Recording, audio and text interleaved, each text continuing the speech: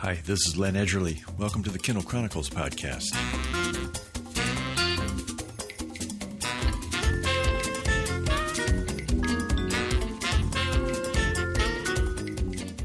Today is Friday, April 9th, and we are back in Cambridge, Massachusetts after a long drive home from Sanibel Island in Florida. We arrived on Sunday, Easter, and this week, after being away for 4 months, has been kind of a time of digging out and getting organized and really enjoying being in Cambridge. Cambridge in the spring is a beautiful place. The flowers are starting to come out, and we kind of decided that we probably aren't going to make that drive to Florida and back. We had a couple of close calls. The Tesla performed fine, but I think at 70, my days of making a 1,500-mile trip like that twice a year are behind me. We may change our mind as it gets toward December when we head down there again.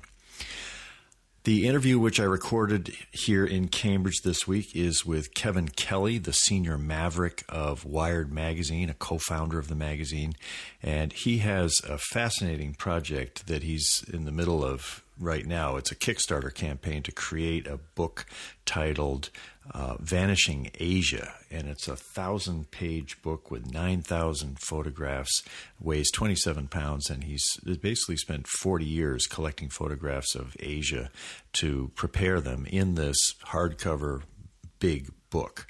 And you'll hear us talk about the trip that launched this in 1972 when he was in his 20s, how he ended up going to Asia and why he kept returning, and how he sees this as a source of really source material for otherness and things which can inspire innovations in the future, largely because they're so different from what we, especially Westerners, know as normal. And to have a book of all of these images, I think Kevin's right. I think he's created something original, unique, and it is likely to have a lot of ripples in minds and creativity and people using it. So I was very excited to have this conversation with him, and I hope you will enjoy it. I connected with him by Zoom. He was in California. I was here in Cambridge, and that was on Wednesday of this week. And Kevin's about 2 years younger than I am, and he's a child of the 60s, as am I. And when I asked him a befitting, serious question, what's the purpose of this book, Vanishing Asia, I could tell I was in the company of a fellow 60s citizen when he answered this way. It is cool and useless. It's art.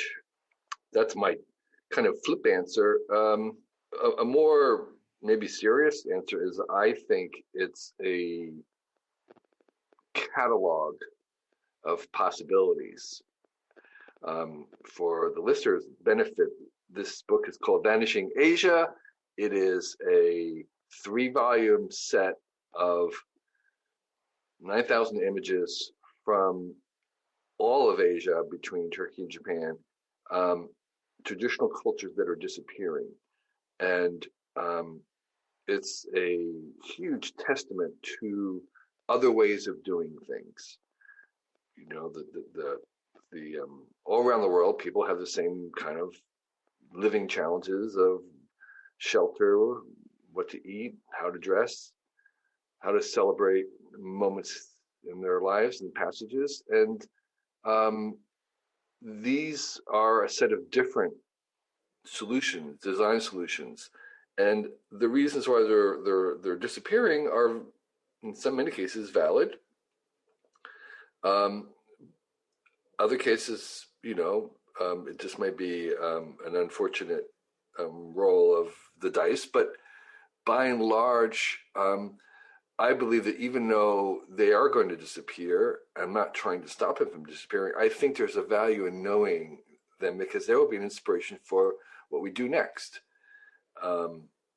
So I attended a lot of celebrations and festivals, and I think what was going on would have some inspiration or some design suggestions about how to do a festival today. And that's sort of Burning Man. Burning Man draws on lots of traditions, and we're not done yet. So I see the book as a way of provoking thinking differently, how it helps us to think different. And there's just a beauty in these constructions, the costume, the architecture, the urban design. All these things are beautiful because they're highly evolved. Anything highly evolved will be beautiful. And so there's a beauty that I have collected. And so if nothing else, it's just a wonderful trip through a beauty that you will not see in most cities of Asia. You will not see this in the, traffic jammed, gritty cities that most Asian cities are. You'll need to go way, way to the end of the road where I've been, and I've spent 49 years looking for this stuff. You started in 1972, and you did. How far into college had you gotten at that point when you decided to travel Asia instead? I went 1 year. I dropped out after 1 year, and it was very clear that I needed a gap year. There was no such thing as a gap year at that time. I needed to do graduate work. I needed a project. I needed to be an intern. None of those options were available. It was kind of a binary deal. And, my kids don't understand, but when I went to college, I went to University of Rhode Island. I never visited. We applied to colleges, 3 colleges by mail. None of this touring thing. So it was just, it was like grade 13, and I just could not sit in the classroom anymore. If I'd gone to art school, which I'd been thinking about doing, I should have gone to art school. I probably would have gone through that. I just needed to do stuff, and sitting in the classroom was not it. So I went to Asia instead of college, and that did the trick. When you were starting out, and I love the photos of you at that age. You had a huge, very dark beard, fairly thin, very serious-looking young man. And yeah. Were you going to the end of the road to find things right from the start, or how did what you were looking for in your 20s compare with what you see now in what you created with all of these photographs, the otherness and the source of difference? Did you have a sense of that even right from the start? Yeah, that's a really good question. In the beginning, of course, I had no idea what I was doing. I was not working on this project deliberately at that time. And also, in 1972, most things were at the end of the road. I mean, it was really at the very beginning of the development. And so you didn't have to go to the end of the road necessarily to see some of these traditional cultures. But I did start to, even from the beginning, because as a photographer, that was sort of where you were more likely to find photogenic stuff. And so in the Philippines, on my first year out, I did go up into the Ifugao rice terraces where the tribal people were. Unfortunately, I got very, very sick there and had to leave. So I didn't complete that kind of exploration. But yes, and then in Japan, which was obviously a very modern country, but again, 1972 was only 20 years away from the war. I think that was when I first got a glimpse of the power of going to these remote places, because I did go up into some areas where I was surprised at how traditional it was, say, compared to Tokyo, where they were still in costume and had grass roofed thatched homes and whatnot. And so I decided I would want to come back to that area later on, which I did. But even by the time I did go back, 15 years later, there was already a huge development that would force me to go further to the end of the road. So I would say no, I was not. It was not so obvious in the beginning what I was doing. I was interested in recording National Geographic kind of images, but I didn't really have a sense of that I was going to go on to other countries, or that this was an Asian thing, or that, or when I first left, I didn't even realize what was possible. I tell a story of, I was invited to Taiwan and Japan by two people who lived there that were friends of the family. And I met two Swiss travelers in Taiwan, one of the very few foreigners I'd seen. I hitchhiked around Japan for 5 months and did not see a single other gaijin. Wow. Okay, it was like, so it was very virgin territory. But I met these two Swiss travelers in Taiwan, where I had also hitchhiked around the island. And they were telling me stories about the Philippines and Indonesia, India. I was like going, what? You can just go there? You don't have to be invited? You can just buy a ticket? And I said, yeah, buy a ticket. Go to the Philippines. They speak English there. There's none of this kind of struggling with Chinese, which is what I was doing. I said, is that possible? And so they said yes. So I took a break from my travels in Taiwan and I bought a ticket to Manila. I had no guidebook. There was no guidebook available to the Philippines. There was no map. There was no internet. So I had no idea where I was going to go. I didn't know anything about hotels. There was nothing, zero. I remember seeing in the back of the seat of the airplane, there was a magazine or a map, and it was the first map I'd ever seen of the Philippines, and that was it. It was this kind of blobby thing. It's like, oh my gosh, there's a lot of islands. I had no idea. I mean, it was like I had zero, and I arrived at the airport, and I had zero information, not a shred. And I was asking people at the airport, I was like, okay, I don't have very much money. Where is there cheap hotels? Where are the cheap hotels? Where can I go? And then they kind of said, well, take this bus number 17, and there should be some hotels there. And I get off and I start wandering around looking for, is there a hotel? Is there a hotel I can afford? So that was the level of ignorance. Again, pre-internet, pre-everything. The level of ignorance was vast. And my own growing up in northern New Jersey, not having contact, not ever eaten Chinese food, never holding chopsticks or anything would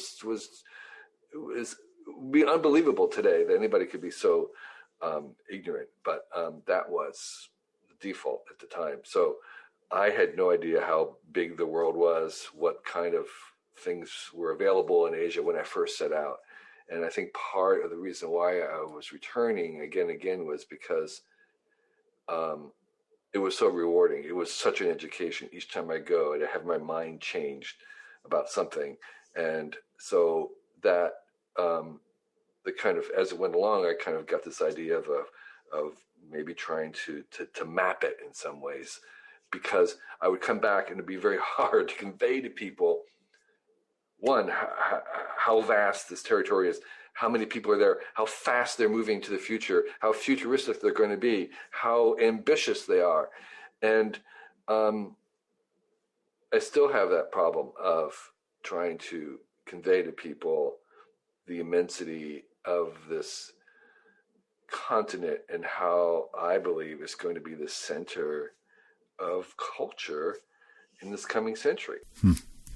You talk about how your mind was changed each trip. I wonder if you, over all of these travels to Asia, return, kind of assimilating what your new mind is like, did you learn how to claim the things that you had seen on the last trip in kind of reinventing yourself in Rhode Island or wherever you were? Or what was that, the sort of the spaces between going out there to the otherness and returning to what was sort of normal. What did you learn about those spaces? Yeah, I mean, I think one of the maybe generalizations you might say about Asian cultures is that it has a very different sense of the individual, and the individual's own identity is much more linked to a group.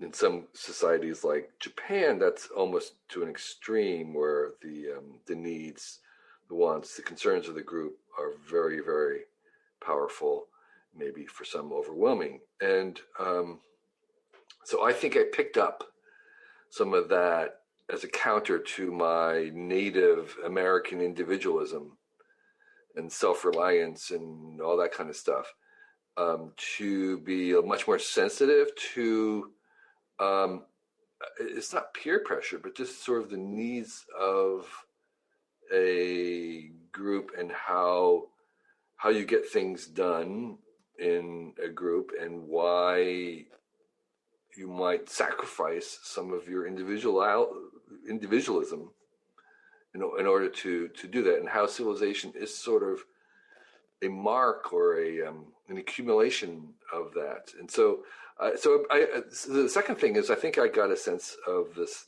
thing that we explore in the Long Now Foundation, which I'm very involved in, which is a different sense of time. So thinking in kind of civilizational scale, at times being able to think in those terms of like, oh my gosh, this has been here centuries, and they're kind of like, they're maintaining this. They expect to be around for another 1,000 years. And I think that was something that I picked up and changed my mind about. I think simple things about, there's also a very different sense of privacy versus not. There's your sense of personal space is very, very reduced, and I think I absorbed that, and also homes and courtyards. There's a very different sense of what your personal space is in a home. Homes have kind of a public or semi-public aspect to it. You can kind of walk into the courtyard, which is really not the same thing as, trespassing. It's a different feeling. It's more welcoming, more understood that you're sharing that with not just your family, but with other people who are visitors. And so that was a thing that I also absorbed and changed my mind about. The images of the book are fascinating, and the videos you've put up at Kickstarter, it's big, it's 27 pounds, it's 3 volumes. When you imagine someone using it as sort of a source book for otherness, or, to prime the innovation of any individual reader, can you tell me what that looks like? Is it seeing a photo of a ceremony that looks very bizarre and then immediately going to, I wonder how I could use this at the Rotary Club? Or, I mean, how do you imagine those people journaling about the images that they see in the book, or how might that work? I take kind of a design approach to life. There's this theory of the design approach where you treat life as a series of design problems, and so you're kind of designing your life, you're designing your lifestyle, you're designing things, and the part of the design approach is to iterate, prototype, brainstorm, etc. And I see this book in that kind of lineage of, say you're interested in fashion. Well, there's a very strong sense of me trying to capture a lot of the costuming and indigenous traditional fashion, and I think they all have some ideas for future fashion, and not just kind of flowery, ornate, bedecked jewelry, but even futuristic garments can be inspired by these because they're thinking different. I would say the same thing about architecture and interior design. I think we're, we tend to think of things as sleek and bare and minimal, but that is just a fashion. That does not necessarily mean that we're going to be like that in 100 years. Right now, we paint our cars the most boring color possible, but you look at some of the jeepneys in Philippines or the trucks in northern Afghanistan, they're all colors. Like, well, why not? It's free color. Color can be free. They can be covered in screens. What if cars had screens on the outside? What would they look like? Well, let's look at some of these vehicles here. They're being an inspiration about what they could be. So it's sort of like that. It's again, it's prodding what's possible, and recapturing some of the solutions that people in the past came up with, and saying, they might be useful again. It's a paper book. It seems like it would be cool to be able to browse all of these images on my iPad. I've got a big iPad Pro, beautiful screen. Are you consciously not expecting it to be viewed that way, or what's your sense of the digital rendering of this versus paper? The digital doesn't work right now. It doesn't work because the screen's not big enough. If you were to, I have this huge screen right now. If you were to go through the PDF on a screen at least as big as the book, it could work. I'm not releasing it as a PDF for that reason, because most people will attempt to read it on their phone, iPad at the best, and it just doesn't work. What it's good for, and I use a PDF, is to search for things. So if I need to find something, or I have a search term in the caption, I can find things. And so I did reward the 20 patron funders with a PDF, and I'm going to limit it to those 20, because I find that it just needs a lot of real estate to work on your mind, also to flip down to read the captions without having to zoom in. And I put the images up as individual images on Instagram, but they don't have the same effect. Something I learned from doing the Whole Earth catalog and then later Cool Tools is that the size of the real estate makes a difference. Sure. And I have nothing against ebooks, and I'm a big Kindle reader, but this particular thing was envisioned and wants to be on paper in a big book form. Yeah, that was its native, natural home. And so I make no excuses for having it only available on paper. And it's sort of part of the joy of it is that you get to go on a journey flipping through it. And with the 1,080 pages, it will take it takes several hours, maybe 3 hours, just to page through it and look at each page or each image on the page, not even reading any of the captions. So it's a journey that form forces you to go on in some ways that you aren't forced with the digital. So the short answer is no, there's not going to be a digital version. It's only going to be available on paper. That makes sense. As of today, the Kickstarter campaign shows pledges of nearly $350,000, 26 days to go. And I see that you raised the goal of $75,000 within the first few hours of the campaign. What do the additional pledges enable you to do with this project that you wouldn't have been able to do if you just succeeded in raising $75,000? Well, the main thing is that the more the economics of printing is that the more you print, the more economical it is to print them. And so I had a certain number in mind of several thousand that we need to print. The Kickstarter goal was set early and low just to ensure that I made it. It was enough to print the minimum that we could print at all, but it wasn't really enough to do it economically. So my goal, as I said in the pitch, was to have 1,000. That was my real goal. So if I could get 1,000, this was going to work. The additional ones are great because, I can ship things out without worry. I did a Kickstarter before called Silver Cord, which was a graphic novel, a big graphic novel. And this was early in the Kickstarter days, and they did not have a very good shipping policy then, and I was just killed meaning that we barely broke even and might even lost money shipping things internationally.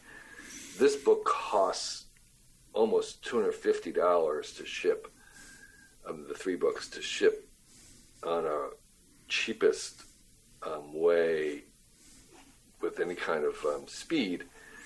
Although one of our backers came forward and said he had a company that could ship them by boat to Europe, and then they put them into local mail, and that's how we came up with our $70 one. So what this additional money means is that we're kind of covered for whatever unexpected shipping or other costs that might come up. What have you learned about Kickstarter so far in this project compared with the earlier one, or just aspects of Kickstarter that maybe you hadn't experienced before this? One of the things I just kind of tweeted about yesterday was I didn't realize that there was a I wouldn't call it significant. I don't know what the number is. There is a noticeable number of people who cancel their pledges. And doing some research on Reddit and places like that, I see that it's kind of a known thing. I hadn't noticed it on the Kickstarter one, but there are people who are kind of super funders, and they will often pledge something, and then once something has reached a goal, then they cancel because they want to. They're kind of like, I want to make sure it reaches this goal. Now that you've reached the goal, you don't need me. Oh, I see. That's one thing. There's others who just I've been kind of emailing people saying, I appreciate your support. I'm wondering why you canceled. And it's like, well, after looking at it, I decided I don't have room. Okay, I said, well, yeah, I get that. My bookcase can't hold 27 pounds without breaking. Well, this is a serious challenge. Where are you going to put it? Yeah. So anyway, but that was something new that I would say my advice to anyone doing a Kickstarter is, I don't know what that attrition rate is. It's some percent, but that would be normal. You should understand that happens. My general, I think Kickstarter has evolved, and now they have a very elaborate shipping policy that you can bake in right from the beginning so people aren't hurt by the shipping, because that is a big thing. And then, of course, as soon as you start to have any success on Kickstarter, you'll be bombarded with people whose business it is helping people fulfill. So fulfillment is a major, major thing. It's like, how are you going to get whatever it is that you're promising to everybody? If it's a physical thing, that is a challenge. Challenge managing the list, making sure it goes, people move. You have to package stuff up, put them in, it's expensive. And so there's all kinds of companies that will come to you saying, we do fulfillment. And most people will probably pay for that. So that's that whole ecosystem. Yeah. People who actually, there is a whole ecosystem which I'm not aware of people saying, we'll loan you, we'll give you money to amp up your advertising, and then which you will make more money, have more backers because of that, and then we'll take some percent of your increase. And so there were a lot of those. So there's people who were kind of coming in saying, okay, here's a proven thing. We can see the numbers. You've got some numbers. This works. Here's how much we're going to give you. You're going to, and it's like, wow, that's a business. So I haven't done any of that because I'm more organic, I guess. But that is another thing that you asked how Kickstarter has changed. Is there's this ecosystem of support of all kinds for people who are doing this, because a lot of the campaigns are not individuals or sometimes even businesses. Like the Peak, I've bought a Peak tripod, and they only sell basically everything through Kickstarter. I mean, when they first begin. So and the final bit of advice I would have, having done 2 of these, is to anybody who's thinking of it, is you can't really you're not going to find your backers on Kickstarter. You have to have your network, your backers in your community and at the ready, and you're just going to kind of trigger or ignite them. So you're not going to find your backers through Kickstarter or on Kickstarter. You kind of have to have some contact with them already, and they have to kind of know you, because it's not enough time to do that search in the 30 days. What you're really trying to do is activate your 1,000 true fans rather than find them. Makes sense. Well, I'd like to finish up by asking a couple of questions about the future. One is Clubhouse. All the buzz and massive numbers of people joining. I've been experimenting with it. It's oddly compelling, I find. I'm not sure exactly why, but do you expect Clubhouse to, in 5 years, to still be around and to have actually opened up a new portal in how people are communicating? Right. So there's 2 ways to answer that. I absolutely expect that the genre, the medium of this kind of audible hangout to be around. Whether Clubhouse exists, I would just remind people that, Google was not the first search engine. Apple was not the first personal computer. Facebook was not the first social media company. So it would be very unusual if Clubhouse was the dominant company for this thing.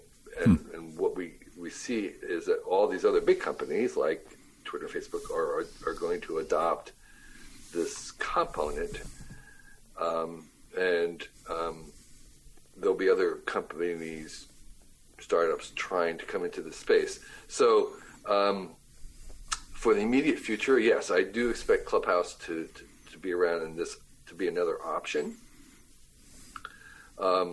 Monetizing it is interesting. Stripe just announced yesterday that they're going to have a means where you can pay people, or I should say, pay to listen.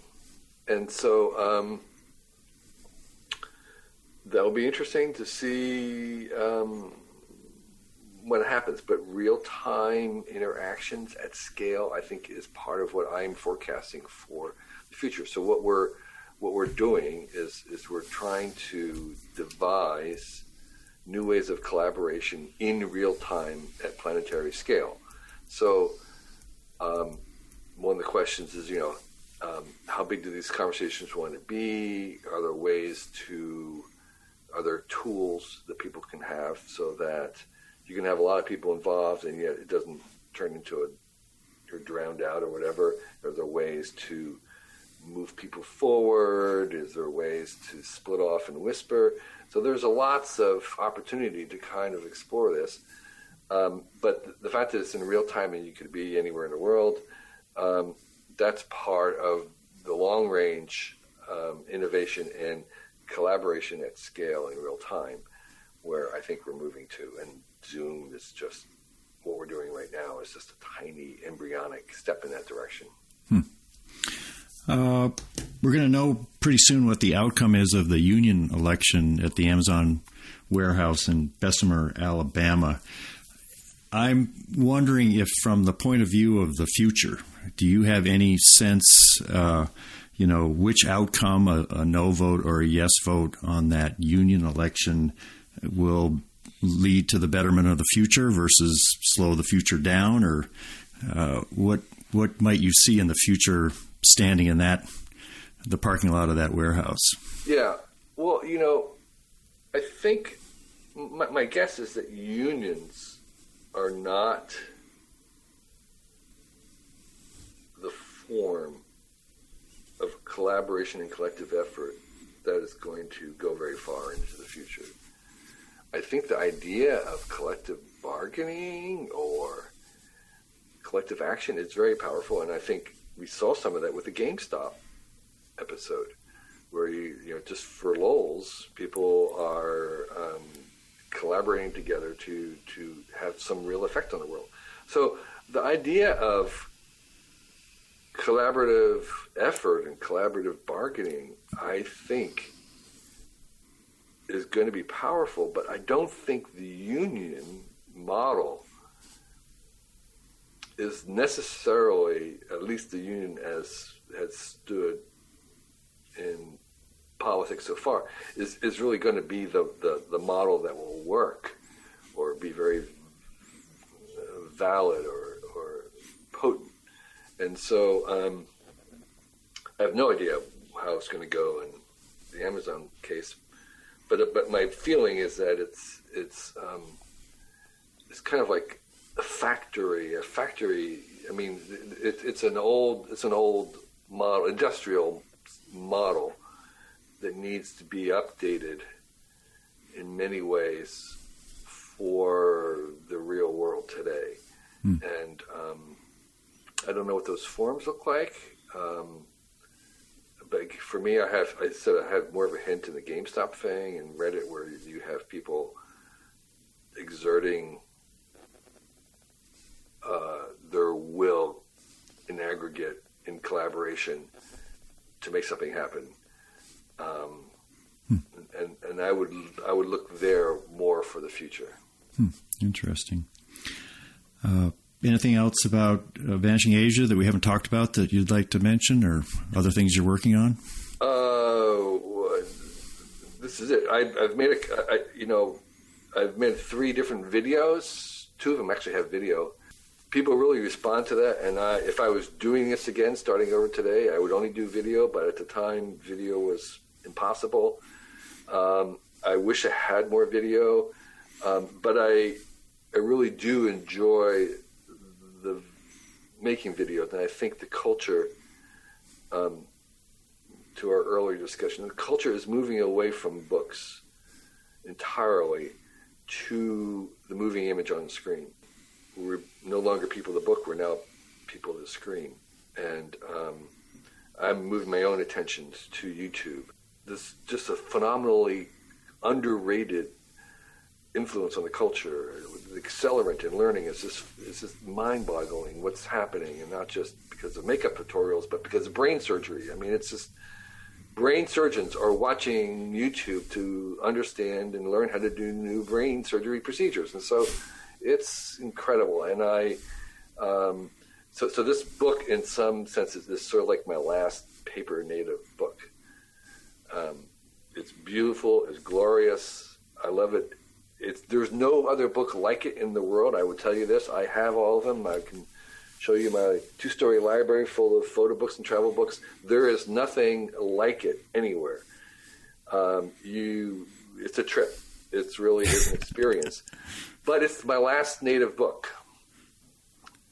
I'm doing video first from now on. Books will come as a derivative offshoot of that. But I think the culture has moved, the center of the gravity of the culture has moved to the moving image. And these other things like the Audible and the sound is a huge part of that. And VR and AR will all be extensions of that. And that's where I think the culture is moving. So that's where I want to be. I saw your video about how to create a fairy door at the base of a tree. Yeah, that was there's brain surgery all the way to making fairy doors out of trees. Yeah, right. And I have 15 other of those that I'm working on in different stages. I was sidetracked with Vanishing Asia, but yes. So I have these. I call them try videos, where I'm documenting my art projects, so to speak. In the fairy door inside the tree was one of them, because I get so much from other people, watching other people make things and learning how to. So it's kind of paying it forward. But the videos I did for Vanishing Asia, as I mentioned, I didn't have very much to work with. Almost all the videos in those 2 little short videos, but I really enjoyed making them, and it was like thrilling, because I don't know what I'm doing, and then I have to learn all these new tools, Premiere, Final Cut, all that kind of stuff, and it's thrilling to kind of be on the edge of learning something new. And I think I will continue. I do have a YouTube channel, both personally and Cool Tools, where those other try videos were. We're doing more Cool Tools and videos. So I think we've just begun. We're just starting. Jeff Bezos, Amazon, likes to say we're still in day one. Mm-hmm. I believe it's not too late for anybody. All the great things, all the greatest inventions that you're going to be having and living with in 20 years have not been invented yet. Okay, so go out and invent them. I'm glad to see that the spirit of that 20-ish young man still exists. You're just exploring a new country, video and the land of screens. So I hope there's another 40 years that you can look back and create something wonderful. That's exactly right. Well, thank you. I appreciate it. I have been speaking with Kevin Kelly, author of Vanishing Asia, a 1,000-page book of otherness, which until May 4th, 2021, you can help publish by making a pledge at Kickstarter. Thanks very much, Kevin. Thank you. I really appreciate it. I love your questions. Have a good day. You know, I put a lot of work into preparing for conversations like this one with Kevin. And sometimes I have a plan. I think, we're going to start out talking about the early phase, and then we're going to move to this, and then maybe we'll see a theme tie together. But once in a while, an interview or a conversation just surprises me by putting something in front of me that I hadn't seen coming. And that's what happened at the end of that interview, because as we were talking about Kevin taking the photographs through Asia, I wish you could see, if you Google this, you'll see it, but the image of him as a 20-year-old with this long, full, dark beard and very thin and very intense, heading off from University of Rhode Island to just show up in Asia and start making his way in a world that he just didn't know anything about.